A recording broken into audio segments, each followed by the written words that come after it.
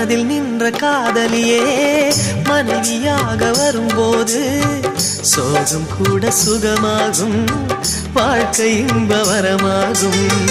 உன் வாழ்வில் செல்வங்கள் எல்லாம் ஒன்றாக சேர்ந்திட வேண்டும்.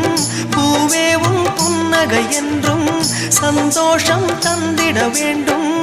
ஆசை காதல் கைகளில் சேர்ந்தால் வாழ்வே சொர்க்கம் ஆகுமே. ஆசை காதல் கைகளில் சேர்ந்தால் வாழ்வே சொர்க்கம் ஆகுமே.